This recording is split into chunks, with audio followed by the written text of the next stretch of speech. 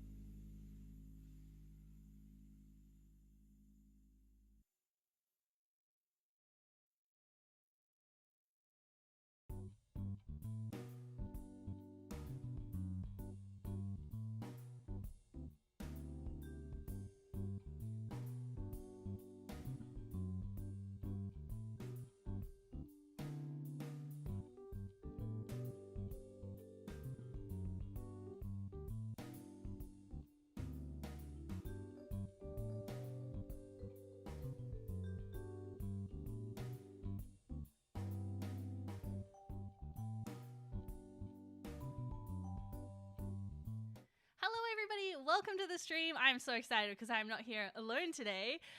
If you're new here, welcome. My name is Luna. Today we are going to be chatting about Dimension 20 Fantasy High Junior Year Episode 1 that just released on Dropout. So if you haven't seen it yet, there will be spoilers. Just keep that in mind. I also do have a few clips to play, so that should be fun too. Do you want to go ahead and, wait, you're on this side, introduce yourself. I would more than love to. Hello, everyone. My name is Madeleine. I'm also known as the Goose Girl, like Megan the Stallion. I'm a content creator, a TTRPG nerd. I scream into the void. I call myself the #1 shill for Dropout and Baldur's Gate 3. So that's kind of like where all of my content exists in those two voids. We have Dropout and the content that Dropout makes, and then Baldur's Gate 3, which is a little tadpole that lives in my own brain. But yes, that's me and what I do. Have you yet combined the two by like making the bad kids in Baldur's Gate? We should do that. That would be fun. I've made the Crown of Candy characters in the Nice. character maker just because they're visually very like fun and there's all these bright colors, and for me I just get tickled by that a little bit more. But I'm part of, it's called Baldur's Gate 3 GIF posting on Facebook. And someone did make the bad kids and they did a very, very, very good job at it. 10 out of 10. Yeah, I feel like it would be challenging because they have a lot of like modern accoutrements that you can't really get. Yeah, it's a lot of modding, I guess. I don't know. I'm afraid to use mods because I'm afraid they're gonna crash my PC. So yeah, I currently play on PlayStation, but I'm getting a PC soon, and then maybe the way of mods will be open to me. We'll see. Ooh. The only mod that I've seen so far, which made me laugh a lot on TikTok, was Elminster with giant tits. I don't know if you saw that one. Elminster and his big naturals. Yeah, that's all the mod does. My favorite one is whenever they give a character a gun, just because in any fantasy world, I'm just tickled whenever there's like a gunslinger character, and we can also talk about this with Riz. Yeah. That's also why I'm not a huge Critical Role person, but I think it's so funny. There's a world of magic and fantasy, and there's a man with a gun. It's so funny to me too, especially in like Legend of Vox Machina. It's like they're all got these like powerful magic swords, and then Percy's just like. It's very funny to me. Oh, I'm quiet. I says, love it. Nerdy. Thank you for letting me know. I'm going to actually say hi to everyone in the chat. We do want to hear your thoughts as well. So please, as we're chatting, we'll be checking chat. So Please pop in do. what you think. Hopefully that audio volume is better. I think I turned myself down for like a different thing the other day. Tari, welcome in. Thank you for the lurk. Villa, hello. Welcome. The Goose Girl. Hello. The Goose Girl. I'm in two places at once. Hello Sky, hello, welcome Nerdy and Faulty, hello, and also hello to anyone over on YouTube. Luciano, hello, and the Coin Slot, welcome. Did Riz become shorthand for charisma since the last time we saw the Bad Kids? I think that is true. Yes. Truly, he's in his. I'm trying. I think this also is something we can talk about later, but just like I see so much of my teenage self and all these like kids and like this guy who's trying so hard to be cool. Yeah. And like the tattoos and the rings and the hat, and I'm like, oh baby boy. Oh, poor baby. Fun fact about me as a youthful 36-year-old, when Riz came into common parlance, I did have to Google what it meant. No, I'm not up with the lingo. No, apparently the big like word now is oomph. And I was like, what? Oomph. OOMF. And that means one of my friends or one of my followers. Oh God. I would have totally read that as like oof or like, you know. No, because I say stuff like one of my oomphs or one of my oomphies. And I'm like, what? I hate that. You never catch me dead using the word oomphy. Yeah, so I had a moment where I saw that. I'm like, I need to Google this because I'm too afraid to ask on Twitter what this is. I just don't care about slang anymore. I do not care. Yeah, no, exactly. Hello, welcome in Felix and Dorian. Good to have you as well. All right, well, we're going to kick off with a little clip to get us hyped. It's the very clip at the very beginning just because it made me feel extremely hyped. Hopefully this works. I don't think you can hear it, but you can feel the hype. I'll take in the context clues. Yeah. We welcome back once again to the world of Spire. That's right, it's Dimension 20 Fantasy High Junior Year.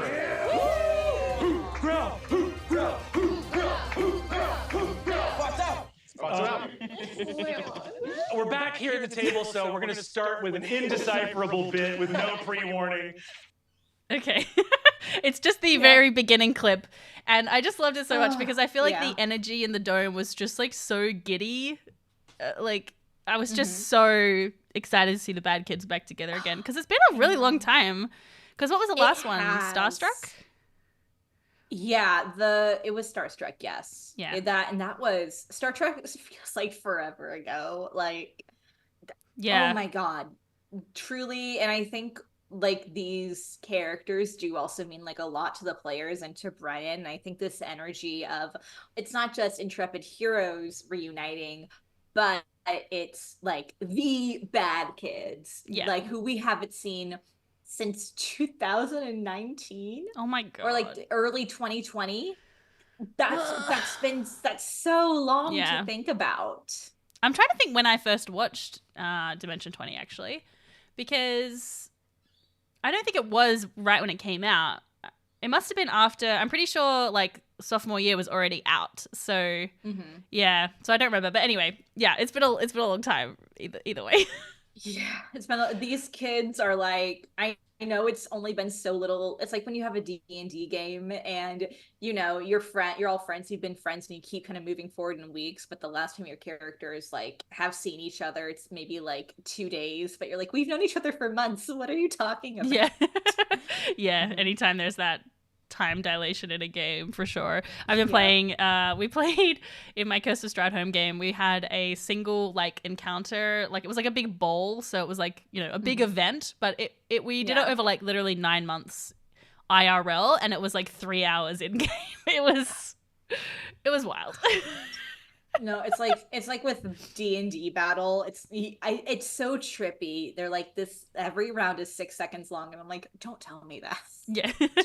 Why would you tell me that? Because that messes with my mind so much. Oh, that's right. Useless Mitten says Pirates of Leviathan side quest was during the pandemic. That's right. Yeah. Yeah, it was one of the first like virtual. It's them kind of perfecting the virtual. I think me personally with Dimension 20, the virtual games, I think Mice and Murder really nailed the virtual. That I think that's when they got it down. It looks really, really good compared to Unsleeping City and Pirates of Leviathan. Mice and Murder looks very, very good.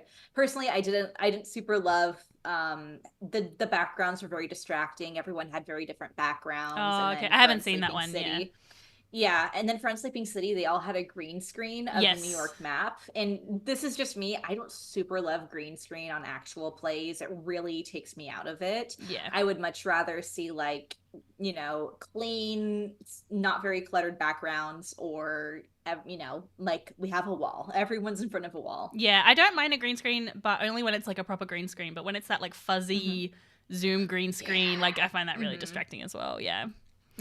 Well, that's actually a great segue to talk about before we jump into the story of junior year as we know it so far. We just kind of wanted to touch on like the production value of this season, because it is literally out of this freaking world. Like, so good. I don't know where to start from, because we have a animated intro with an original song. We have this amazing battle set. We have this these backgrounds projections in the dome that creates this immersive feel to it. It's literally I do not know where to begin with this. It's just so beautiful, and I think it's really, we were saying before, we were trying to contain ourselves before we went live, but saying before that it really does feel like the most exciting thing that I've ever seen in terms of actual play production, because I think they're just not afraid to kind of push the envelope, but they're also aware of what really makes D20 makes the energy of it. Like they have, they even have even a smaller table this year to be even closer to each other, and just that kind of still feeling of sitting at the table, but this big kind of world around it. It was really cool. No, and just also with the artwork, I think, at least for me, with at least junior year, for me at least, when I was a junior in high school, it was when I was at my most jaded and angry, and we have this really wonderful art that has these sharp lines and very bright colors that feels very indicative of that time and a teenager's life as well. And everything just comes together in such a beautiful way, and I'm God, people are so talented. There's so much talent, not just at the table, but behind it as well. Because we have these amazing editors doing stuff with the battle map, that they're stop motion on the battle map. Are you kidding? It's so funny. So good. It's so good. And they don't have to do that. This isn't stuff that they have to do, but it adds so much to it. This is another thing that I personally really love, just because of my attention span for watching APs. I cannot do anything longer than 90 minutes, or because when I hit the 90-minute mark, I tend to tune it out, or I'll turn it off and then revisit it later. This was a tight hour 45. Yeah. It was a delight to tune in and be oh, I don't know. I think every actual play should be a tight 90, but that's just me.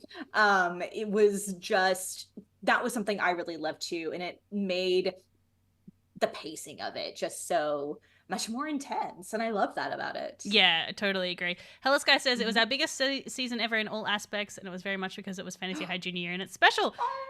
That's amazing. Thank you for stopping by the chat, by the way. If you have any Thank you. behind the scenes you want to share with us, please feel free. No, we're huge fans. Yes. We love it so much.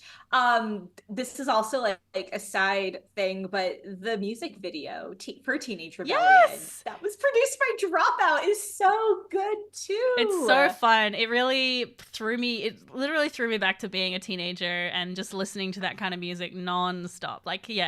Totally nailed the vibe. I know, it's oh god, and since it's because Olivia Rodrigo is really with Guts is having such a great moment right now, I'm thinking of Get Him Back and Bad Idea, right? But that also is I think of Veruca Salt. It's I don't know, I'm in high school, my music taste is better than yours, all of these preps and nerds don't get me.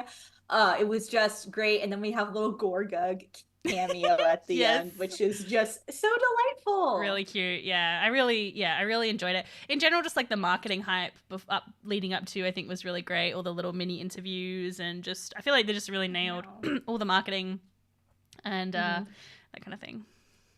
No, it's with the marketing, it's that behind the scenes. It makes us feel like we're, part of a little secret with them, which I love. Yeah, which we kind of are too, because it's so niche. Like it's, I mean, obviously Dimension 20 is huge in the AP space, but just APs in general are such a niche.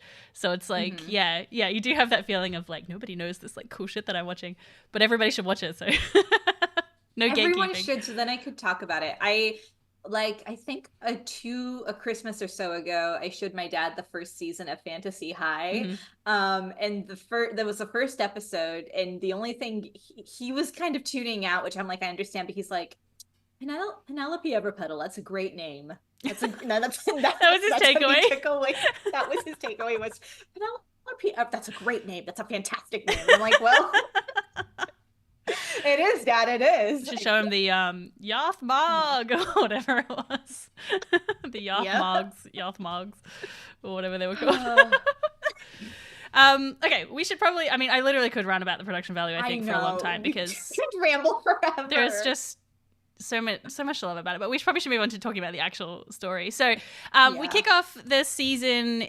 Now, what is this phrase? On medias res? That Brendan repeats a couple of times. I had to Google that. I have a feeling he thought more people might know what it means. I'm sure you know what it means, given the work that you do. Oh my gosh. I had a moment because I was moving my phone and I missed what you said because you repeated super quick. Oh, yeah. So I was just saying how we start on medias res. Is that how you say it? Which Brendan repeats a couple of times, which basically just means that you start in the middle of the story. Yes, there we go. Yes. Thank you for that. I was like, I thought I heard something completely different. Like, what? No. But yeah, no. Yeah. That. So we find that the Night Yorp has been out and about after the events of the finale of sophomore year, and they've spent 4 months building a solar lasso to capture the Night Yorp. So how did you feel about this like jump right into the action? Tonally, I loved it. I think it's because we know these characters very, very well already. It completely works. I don't need to be reintroduced to them because we have such a breadth of knowledge of them already. Like, if I want to know who these characters are, I can go back to, the first season of Fantasy High, or I can watch the recap that Dimension 20 did, or I can, watch one of the live streamed, because we're all here. We already know who these people are. It's like we have the first Avengers movie, we're setting up the exposition, but then in Age of Ultron, Age of Ultron isn't that good, but it starts out with this really just compelling action sequence, and we get to see our favorite heroes in action working together. And for me, like, I love watching that. I love seeing like my guys be good at what they do. Totally. Yeah. And it really like sets that tone too of like, they're not inexperienced young kids anymore. I mean, they're still kids, but they have this like all this experience behind them. So when you like look back to the Corn Cuties and just how ridiculously bad that fight was in terms of strategy. I don't know. This had some bad roles. This had some bad roles in it, like maybe not Corn Cuties bad, but still like some oofs, big oofs. Totally. Actually, I have a little clip of one, which is Fabian's Nat 1 trying to get out of the van. So I've edited it down because it's like a 3-minute long sequence. But hold on, where is it? I don't know how to do this thing. Okay. Isa, I'll be right back. Master Seacaster, I shall wait for you here for as long as it takes for you to return. It won't be long at all. I'm gonna, Riz, keep driving the car. I'm gonna climb out of the front of the car. Okay, you give me a DC 15 acrobatics to successfully land on your moving motorcycle. I have a plus 13 to acrobatics. Just don't roll so bad. Is that a nat one? It was a 9. Why do you still own love this die. On a natural one, you spring forward and miss the motorcycle, roll disadvantage because of the nat 1, but we're gonna go ahead and the van is gonna take a crush attack on you right away. I killed him! I killed baby! Okay. I'm not sure if you're Madeleine is just like, I don't know what's going on. But yes, just this slightly like edited down, but this ridiculous scene where Fabian's getting really crushed by the car. And it actually makes me really think about how like it's such a fun fantasy cartoon world, but at the end there are still really super consequences, because when you kind of simplify things down into a cartoon aspect, it's like, well, of course in a cartoon if someone falls out of a car they're gonna roll under the wheels and roll out in like a comedic manner. Do you know what I mean? Yeah, we haven't the fantasy, like, they've died, but it's like supernatural, they've always come back. You know, so it's kind of like that. I'm not afraid that these kids are gonna die forever, and I don't think there's any plans to have those kinds of stakes on the table. So I think that's also in the strength of the NPCs of this world, because yes, death may be off the table for these PCs, but these beloved NPCs, like anything could happen to Galir. Don't talk about Galir that way. What has he got to say for himself? He said, and I quote, he'd stomp my goon ass if I ever got on his bus again. There you go. Thank you, Galir, for that wise and sage contribution. Oh my god, he looks so tired. He looks so tired. He's just such a funny size as well. Like, he's just the perfect size to just like... He looks like a hobbit. While I'm working, Hellas Guy says, a fun fact about this season is that at one point someone rolled so many crazy rolls that we had to test their dice in salt water. Oh my god. Oh, yes, to make sure it's not... I mean, is it Allie? This is also me as a person. I'm not very superstitious about dice. Same. And isn't that there's like the beauty of like statistics, that we can get like 3 natural 20s in a row or get 3 natural 1s in a row, and that like coincidence can serve the story. I think that stuff is just so mind-blowingly cool. But yeah, this natural 1, I was cooking and I had to stop because I was like laughing so hard I was like gonna chop off my fingers. That actually that little scene too introduced a new character who, again, we have a couple of characters jump in that it's like they're all acting as if we've seen these characters before. So this one is Isaf, the mirror, and I have a little clip of the really strange flirty energy between the mirror and Fabian. Okay, let me find it. Here it is. Isaf! The floating mirror! Oh my god, she's gorgeous. She says, Master Seacaster, as the battle commences, I must say that the protection of inside of this vehicle is certainly the only thing that will protect me from the ravages of the night yaw. That's not the only thing that will protect you. Stay close by my side. Master Seacaster, if I could blush. Guys, they're fucking. They're absolutely fucking. Okay, so can I just first of all say I hate the way that Brennan says to protect me from the ravages of the night yorb. I don't know what it is about that voice that he's doing for Isaf, and I'm just like, oh.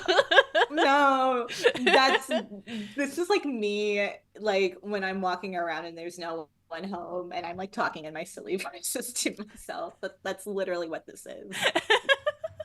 But yes, I thought it was extremely funny. I just feel like Lou in particular, this is probably very parasocial of me, but it just seems like in games he just flirts with literally anything regardless of what character he's playing.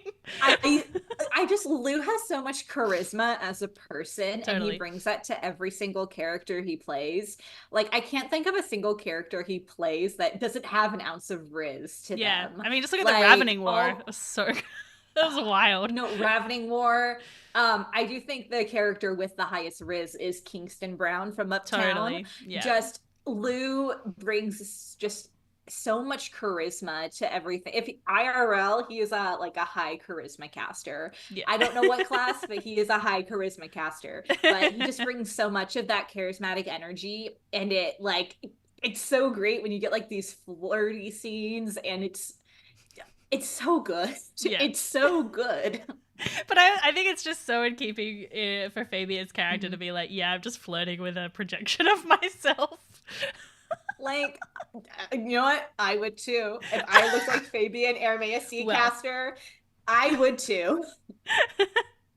In ACOFAF 2. Oh, ACOFAF. Yeah, sorry, I didn't even mention the titular role. Lord Squawk. God, I'm so obsessed with that scene. Like, oh, we can't start talking about that because no, I will literally never It's stop. always, it just makes me so happy whenever the intrepid heroes get to create dynamics within other seasons, like with Lou and Emily playing these kind of like I don't know, like these siblings, and it's just so there's just so much good stuff there when they get to play all these different dynamics. But I don't know, seeing them return to these characters that, like, for me, Lou is Fabian. There is no separation between the two. And because of Lou Wilson, I used to call my dad, like, it was, daddy, then dad. He's now papa. He is now papa. And my dad's like, where did this come from? And I'm like, it's a long story. And that is because of Lou Wilson. I do love that. Papa. It's the best. All right, we get a couple of other really good moments in this combat. Murph has a moment of rolling a stupid amount of damage. I think out of a possible 50 damage, he rolled 45, which is very out of character for Murph. At least when he's playing, it seems like. It seems like when he's DMing on NADPOD, it's not an issue. But yeah, I thought that was really cool. I saw in the venturing party that Brennan was trying to look up what the odds of that were and got distracted. I don't know if you watched that, but I wonder if anyone found out. I haven't watched the Adventuring Academy yet. It's on my tonight. Mostly, I try to watch Adventuring Academy when I forget about what has happened, so that way when I watch it, I can be like, oh yeah. But that's just like, once again, statistics just being awesome and amazing and giving Riz like a character who has so many L's, so many consistent L's, starting off with such a huge W makes me very happy because Riz is one of my favorite characters. Yeah, he's great. Yeah, if anyone knows the actual the odds of that roll, please feel free to let us know. And we have to talk about Squeam. So I have a clip of Squeam, and then we'll talk about Squeam. Okay, here we go. Oh, exactly, en media res. And helping you up on top is the person that, of course, you found that helped you construct the solar lasso. None other than one of the bad kid's closest friends. It's Squeam! Yay! Oh my God, I can't believe finally! We get to see Squeam! Oh my God. Squeam! Damn, Squeam is hot. Well, Squeam's new mini for the first time. Yeah. Old Squeam. Well, yeah, we spent hours. We all remember Squeam. Squeam had a glow up. Oh, we all agree? Yes, we all agree? Squeam. Acne is gone. Is this looking right, Squeam? Squeam, I'm taking song requests. Squeam, what do you want them to sing? Guys, you need to stop sucking up play the Squeam. Squeam? You have to play it cooler. I put it into an amp that turns it my bass into just going. Not my favorite song. Okay, so I was one of those people when this scene happened that I was like, wait, did I forget about Squeam in sophomore year? Because I watched sophomore year so long ago, and it was also, I didn't retain a lot of it just because I was not in a good spot for it. And so I was totally gaslit, although you coined a new term for this, right? I call it squeam lighting. Squeam lighting? Gaslighting. Because gaslighting is like a very serious phenomenon, so I like having squeam lighting as just like a more frivolous. Squeam lighting is when you playfully gaslight a fandom into retroactively creating a character. Hillis Guy says Squeam has been in Fantasy High since season 1, and that's the official company statement. I'll quote you on that. My favorite fact about Squeam is he speaks in Squeamish, according to the Dimension 20 wiki. He just talks in Squeamish. He speaks in Squeamish. I don't know. I think it is like also just once again so emblematic of these characters to have like, yeah, it's Squeam, everyone's favorite character. And to who these intrepid like heroes are at a table, this feels like a college humor sketch. That's like everyone's favorite character is one you've never heard of before. This feels like some lost sketch from time. Yeah. And I always love anytime Brennan plays these characters that like don't use words, they just use sounds, because he can always convey so much emotion, and I think it's like just so wonderful to watch.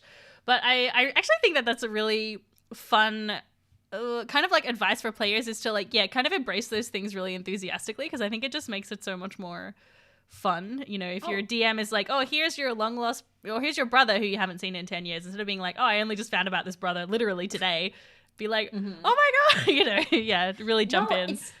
It's such like a yes and attitude, because, you know, all these, they are all like improvisers at heart, and that's where a lot of their roots come from. And that's where like all of this improv just like really shines, is not only are we going to say like, yes, and we're going to punch up this joke so like far until it becomes this whole like, like there's a Squeam in the chat, there's a Squeam there's a Squeam everywhere, you know? And that's just the power of yes-anding, baby. Yeah, and I love seeing all the dropout staff getting in. Like I saw Carlos did a TikTok, I'm not sure if you saw it, where it was like, if you look really closely, you see Squeam here in like the Fantasy High episode 1 intro, and I was like, wait, no. Okay, no, I'm fine. I'm not hallucinating. No. Let me just catch up. Oh, sorry, go. You're being Squeamlit. That's what's going on. I'm being Squeamlit. I missed a few things in chat. The coin slot and Siberius just corrected us that Never After was after Starstruck, which is true. I haven't watched Never After because I don't like horror things, and I heard it's spoopy, or it's a lot of like body horror. Yeah, body horror for me is like. That's also why I didn't watch. Wait, Never After is the fairy tales one. What's the one that Abria did? Yes. Burrow's End, because I saw that map in I think like episode 2 or something. I saw a picture of it and I was like, no, I'm good, actually, I'm fine. Not for me. Maybe I'll listen to the podcast and that will be all right, but yeah. I love that bear. Think about that bear every day. I love it. Carlos got Squeam added to our Slack as an emote. That's great. Yeah, I might need to add Squeam. Squeam plushie when? I'm sure that'll be coming out. No, Squeam. I really do hope that they lean into the Squeam of it all with like I'm not gonna be surprised if like in 2 months there's like a Squeam action figure. Yeah, well it's little plastic, that'd be perfect. Yeah. Where do you think they met Squeam? I like to think they met Squeam somewhere. I definitely I think Squeam helped with the construction of Space Lasso. I think that is where Squeam has come in, because he is a crystal construct. I think that because of this, like, of the Night Yorb and what it is, like, you know, this like this eldritchy-ness of it, I think Squeam. 1 second. The hangman is driving by. The hangman is driving by my house and is very loud right now. But I do think Squeam was met when they were beginning the construction of this like Space Lasso, because I think, I don't know, Squeam understands a certain kind of magic that maybe the bad kids aren't super familiar with. And it's very clear that he and Gorgug have a rapport. Or they and Gorgug, or Squeam and Gorgug have a rapport. That there's this like friendship being there, especially with Gorgug being like an artificer. I definitely think that's kind of how Squeam came into the picture. Yeah, maybe they needed to retrieve some kind of crystal component or something for the lasso, and that's where they kind of found. Actually, speaking of Squeam and Gorgug, we have to watch that moment. We have to watch the moment between the two. I have to make all of you relive it all over again. Yeah. All right, prepare thyselves. Next to you, but this solar lasso, you see that Squeam turns to you and goes, Squeam? Squeam what? Squeam. Squeam. What does that mean? Squeam puts its head to your head. It's really no, Squeam. Squeam, not like this. Squeam. Squeam. I'll always remember what you said to me. I yanked the hand mirror so I could see what's going on. I do a tear. A tiny bit of moisture comes out of the crystalline face of Squeam's single sort of mono eye beam of pink light. And Squeam leaps off the van and is going to attempt to grapple the guy coming up behind you. Yeah. He's going to make a shove attack. Squeam, you've given enough already.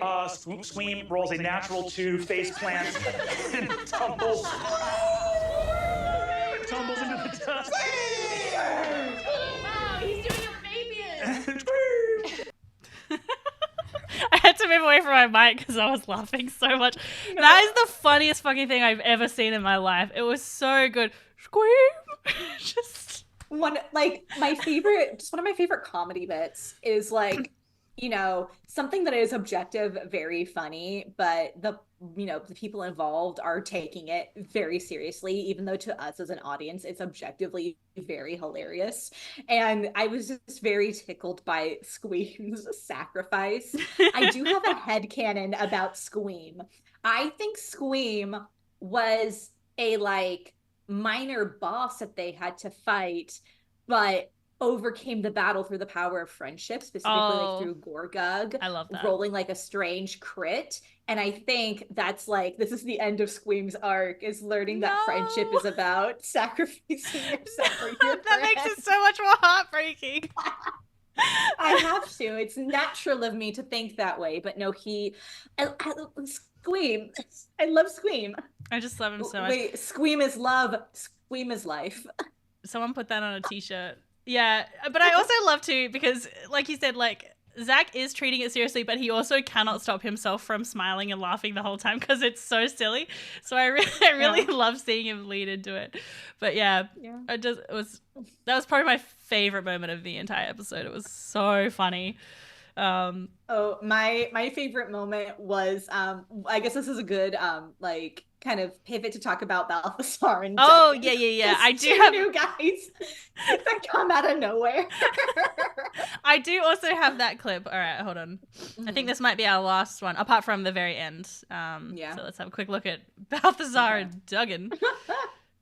As they do so, you hear from the distance, and you hear a noise going, "Hey kids, did you save me some breakfast? It's Balthazar and Duggan McCann!" That guy rules. Thank God for Balthazar. Late as always, gang. You're like the real guys guy. Where none of us understand how they can't see through me. They think you're so cool. Balthazar, a grizzled veteran, and Duggan McCann, a centaur cowboy, begin to charge through the expanse. Oh, thank God. Just to let anyone on this battlefield. Hey, you shoot 6 bullets and you shoot 6 more. Hey! Yeah, can I just say how much I appreciate Duggan McCann's mini sculpt, like how the overcoat follows the shape of the centaur body? It's so good. It's so good. They're in love. They're in love. They're married.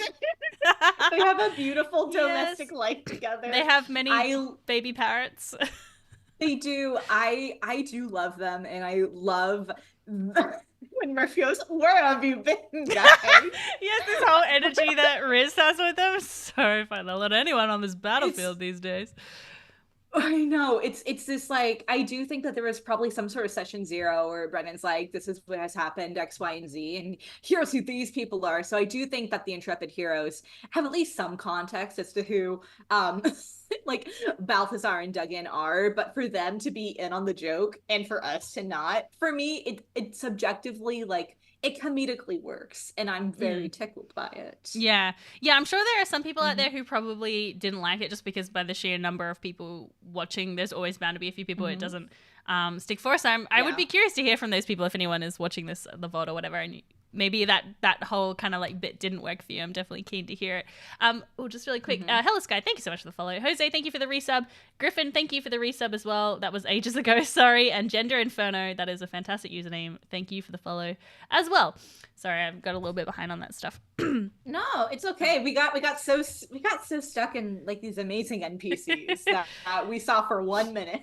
I know, and I love and also hate that these NPCs were totally set up to be sacrificial lambs, like that they, you know, there was this expectation that they were probably gonna die. It's very like, it makes me think of like in Jurassic World where you have the man running, and it's Jimmy Buffett running away with his 2 margaritas. Yeah. It's very much that same energy where it's like featured extra going the extra mile. Yeah. You know, it has that energy to it, which is also why I think it works. But you know what? Rest in peace, soldiers. Thank you for your service. Although, what happened to Duggan? It's Duggan, because I know Balthazar got eaten, right? But what happened to Duggan? Got eaten.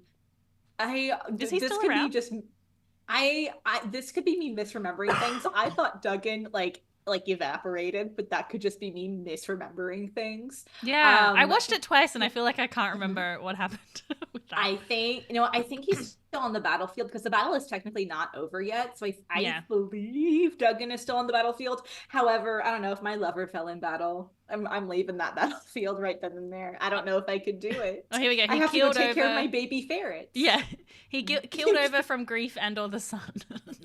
Me too. No. Me stepping outside.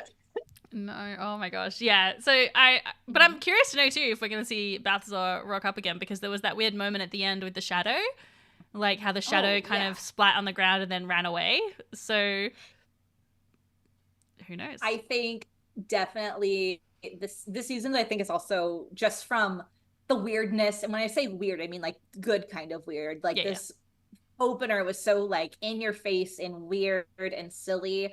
I do think with whatever entities we're going to face are going to be just as equally like weird and silly. And I wouldn't be surprised if we start dipping, especially if that happens with Fig, into more like eldritchy sort of stuff. Because at what level, like how far can you go up with these high leveled, you know, characters?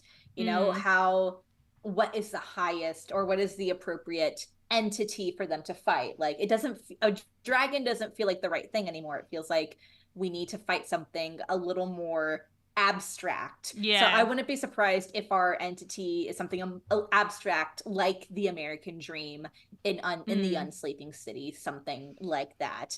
You know what? It's going to be college application. It's going to be college applications. Oh my gosh. See, this is a whole new world to me watching this, because I don't really get a lot of the cultural references, I think, in terms of schooling, because our schooling system is just so different. Like I had to Google, I thought juniors were like in college, because that implies you're like but no, junior is like when you're the end of your high school. So it's freshman, sophomore, junior, senior, is how it is.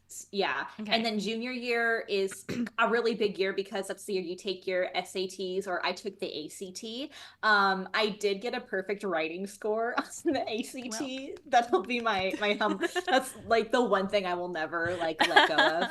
But it's a big year because there is a lot of tests to determine like what colleges you'll be getting into.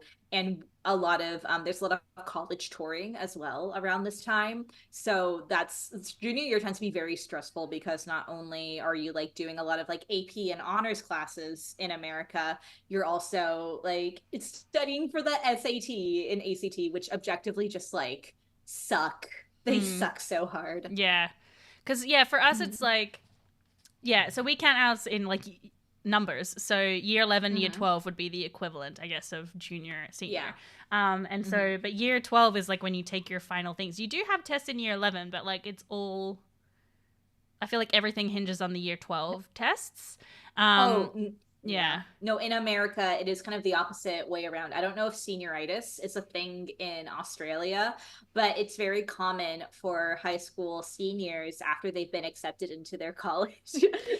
Like why would you keep going to school if you already know that you're going to like uni? That's what we would call it. But like that seems so silly to me.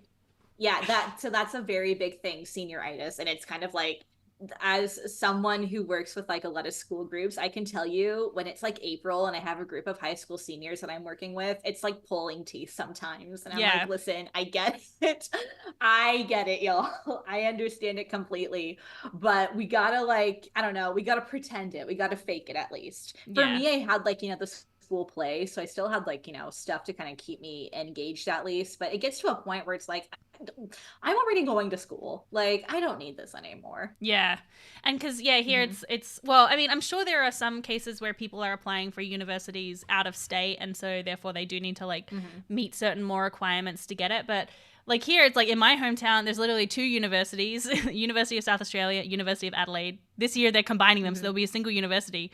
So you just do your test and you put your application in. And as long as you get high enough, you're pretty much going to get in unless it's like medicine or law, something that's a bit more competitive. But like, I did media, so it's like Bachelor of Arts, no problem. All that jazz. We this is, I don't want to turn this into like college talk, but it's also so fascinating. But I'm fascinated by it.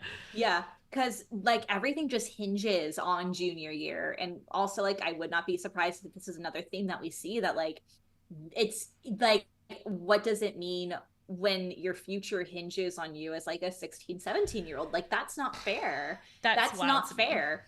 And I personally hope that this gets explored, because that is something in the realm of high school that does suck. Because like you shouldn't be like 15 years old and feel the weight of the world on your shoulders. You should be like going to prom and enjoying yourself. Totally. I did not have fun at prom because I was vegan and the only foods I could eat were like steamed vegetables. So I did not have a good time at prom. But that is something I would personally really love to see explored. And that's something I'm hoping for. Like, the weight of the world sits on your shoulders. And I think we saw that in the trailer too. Like, people's grades aren't doing really well right now. They're, what does it mean to be like a young person, but every decision you make right now kind of like determines your future. Yeah, and especially because I remember, when you are young, it does feel like it's hard to imagine being 40. Like, so I'm 36 now, I'm getting closer to my 40s, and like I'm at the point now where I realize like, oh, you never figure it out, or at least for me. Yeah. Like, I'm just never going to figure it out, and that's fine. I'm going to move from thing to thing to thing my whole life, and that's great. But when you're like a 17, 18-year-old and you're like, well, the thing that I pick now, that's it forever. Like, you can't envision a time when you're not that age and so I'm really inspired by a colleague of mine. She's in her 60s or 70s, and she has she got a clinical master's in a totally different field when she was like 50, and completely changed careers. And I think it's hard to imagine that as an 18-year-old of like, oh, I can change my mind later. Yeah. No, nothing is set in stone. There are so many paths to choose from. And I don't know, we have a divination wizard. That feels like a pretty appropriate theme for someone who's a divination wizard. Yeah. Well, and also Murph talked, I noticed in the little like pre-season interview, about how that feeling of like when you're friends with people at school, you think you're going to be friends forever. And like I'm not ready to think about this possibility, but I do wonder if we're going to see some themes of like the bad kids having to split off because they're going to different colleges, or we know that Seacaster Manor is somewhere else, and Lou makes a joke about his dad moving, so I mean, well, obviously, but no, so it's I'm maybe still friends with like 2 people from high school with where I am right now. And it's not that I didn't treasure the other friendships, it's that it can be so hard sometimes to keep in touch and keep in contact. Of course, they live in a fantasy world where maybe the means of contact are different and easier, but that is something sad and hard, especially like I think of Riz in sophomore year, who felt like this deep isolation because everyone else had a partner but him. And that's always something that's just really scary, is what if my friends forget about me? Their lives are so interesting in and of themselves. Am I interesting enough to be in their life? Yeah, totally. Yeah, I'm not friends with anyone from high school. I was always the extra friend, which I now realize is because I got a autism and ADHD diagnosis this year. So it's like, oh, now I understand why I had so much trouble fitting into so many social groups. And then when I found a bunch of other neurodivergent people, I was like, oh, this is now my friendship life group forever. But yeah, so it is Mm-hmm. really interesting, that transition between your sort of childhood friendships and your adult friendships. Mm-hmm. Anyway, we went on a big big roundabout big there. tangent. I'm so fascinated by the American schooling system. I love watching those things about what do you call them? They're like fraternities and stuff. Like, we don't have anything like that here, so I'm just like, what is this? No, my college didn't. My college had sororities from fraternities, but they were like clubs you could join. My university didn't have like a proper Greek life, but that's fine. I did a BFA program, which is like a sorority but worse. Okay, so anyway, we should probably get back on topic. Well, we weren't off topic. We were slightly off. So we come towards sort of the end of the combat. It seems like the Night Yob's going to get away. We have this pivotal moment where the van is going to crash, and Fig has a moment to make a choice. So I'll play the clip of her little deal, and we'll see. You feel something. You look. The Night Yob twinkling. You've spent your whole summer chasing this. You know all of the things you've missed. Your whole summer vacation. All of your friends. Some of you had birthdays out on the road on this adventure. And yeah, there's lots of adventure, but all of you feel a tiredness in your bones, knowing that the reward for saving the world yet again will be going back to school and having another year of working just this hard forever. Fig, all of this work is about to be lost. Deep within you, in your fiery heart, you feel something flickering. You've been holding on to a piece of magic for a long time. A flicker of...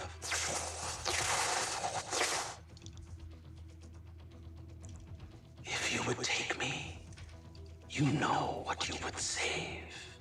And you smell something sour and curdled. If you reach to this source of magic, I will allow a chance to right the hang van and dodge the falling rock. I come from hell. We make deals with devils. I'm already fucking exhausted. I need this to be over. I'm yours. Adine and Gorgug, in all of the chaos, there is a flash of light, a kind of lemony, yellow, creamy light that flashes out over the hang van. The rock is boom, stopped in time and blasted away, and the hang van rights. It will land on its wheels as all of you hear a sickening gurgle from Fig's stomach.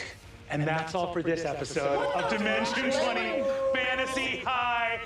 Tune in next week as we see what deal with what devil Figure-Out Faye has made, and we see if we can catch the Night Yob! It's coming for us. Okay. I think we're back. All right.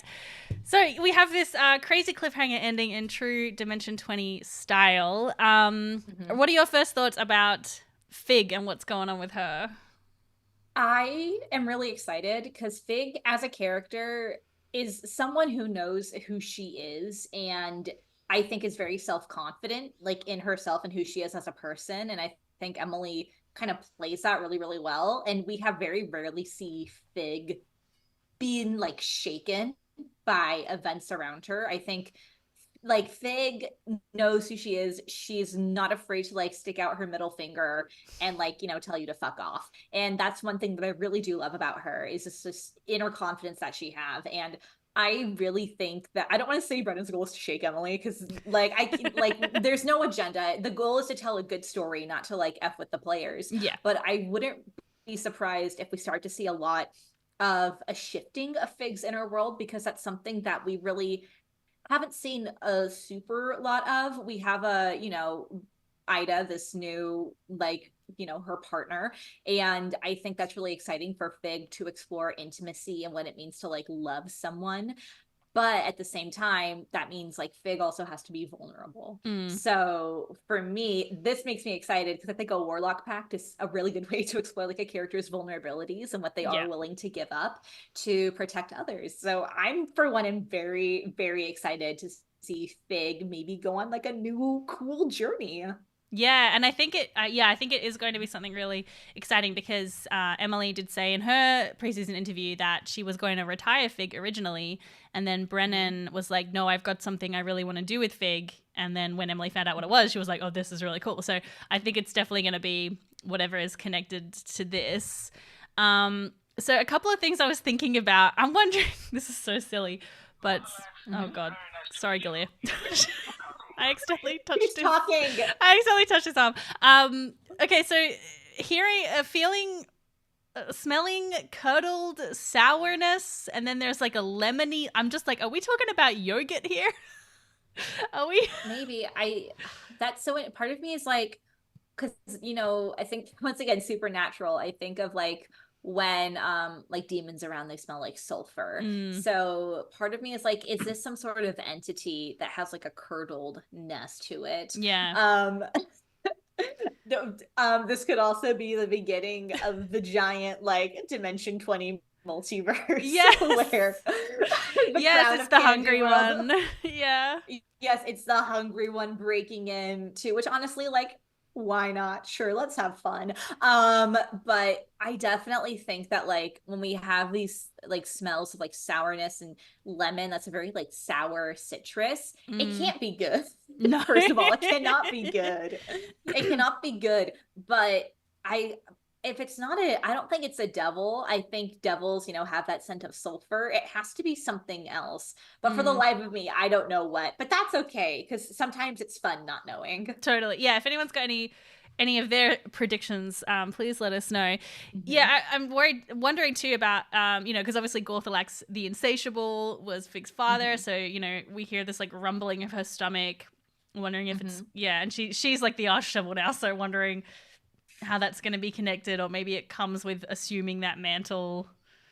Oh, definitely. And part of me is like, you know, she's a warlock, so she's made a pact. What does an archdevil make a pact with? You exactly. know? Yeah. How much? I've never seen Fig as like a power hungry character, but Fig has been given tremendous power in sophomore year. And I think that Fig just wants to have fun. Fig doesn't care for power. And I think Fig is now going to have to bear the brunt of responsibility of power. And I'm personally excited for Fig getting like a taste of power and what it is to be a powerful person. Because A, it's what she deserves.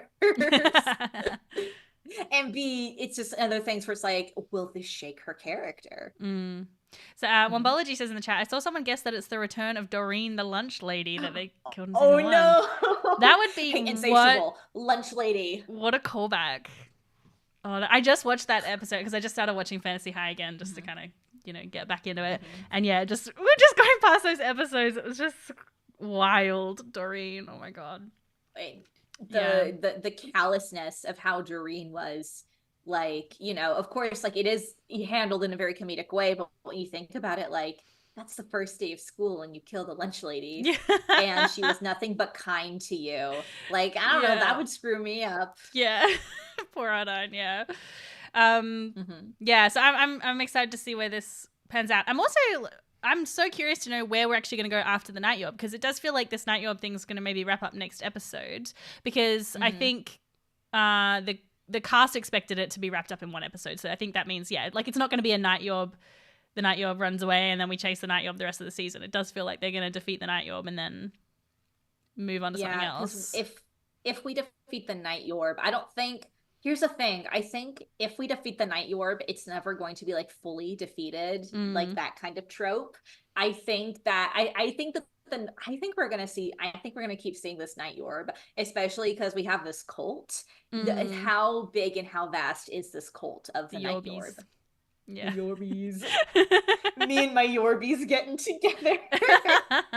Me and my Yorby umfies. Hate that. Jail. Straight to jail.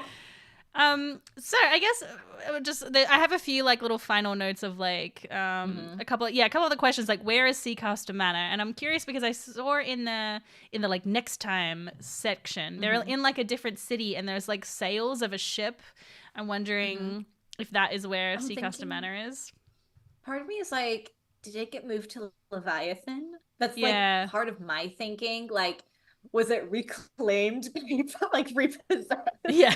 By pirates? Oh my gosh, yes, because without all the plundering of Bill Seacaster, maybe. Yeah. Or maybe it's at Falinel, maybe. Oh like, yeah, in Falinel. Because Fabian's mother. Yeah. She's having her eat, pray, love era. Oh my god, I love her so much. She's in a sensory deprivation egg. I freaking love her. I do. My dream Dimension 20 season is the parents of the bad kids going on. Oh my gosh, yes. That is my dream. I want Hilariel. I want Sklanda. I want the Thistle Sprigs. Personally, that would make me very happy. Yes, that would be really good. But yeah, that or it's in hell. Those are like my two theories. Like it's either in hell with Bill Seacaster or it's in Leviathan. Yeah. Yeah, I'm curious about that. I'm also, I mean, I gotta know what Galea's up to. How's Galea doing in life? You know? What if it's revealed that like Galea's like some eldritch being? I wouldn't be surprised if like Galea is chosen like by a god or something, and like the goal is to keep Galea alive. we have to keep him alive. Although that I want him, like, it's nice that he's sad and I love a sad man, but I would love to see him be a little badass because we know that he's capable of it. Yeah. And I would like him to come out of his shell a little bit more. Agreed. He needs to have, he's in that midlife crisis moment. And then, yeah, he needs to come out the other side. Yep, pretty much. Yeah. Oh, actually, speaking of a god, we didn't really talk at all about Kristen, but I absolutely loved Kristen's new kind of obsession with like working out and getting buff, and just totally ignoring Cassandra, being like, not right now. Not right now. I love buff Kristen. One of my coworkers is a personal trainer. I'm gonna show like the artwork and be like, me? Can you do this to me, please? But it makes me think about like, and it's probably not that deep, but like there is like a cult of like fitness almost. Totally. And yeah. Is that gonna be played on? I think that would be interesting. Like this kind of cult of fitness that Kristen and is wellness, part of, and you know, this whole wellness influencing. Yes, with wellness.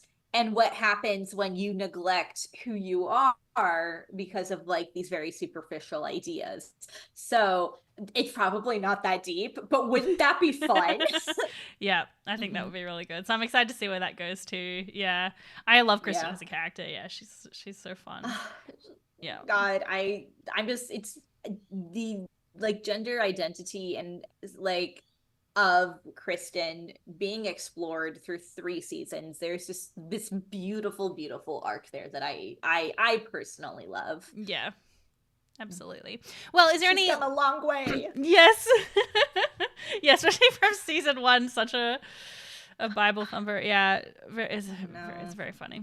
All right, any last things you want to bring up or talk about before because I know you got to go soon. Are we gonna wrap up? I guess like I literally have a AP stream after this. It's on Total Party Kiss. We're playing Warnguard, which is about dragon riders.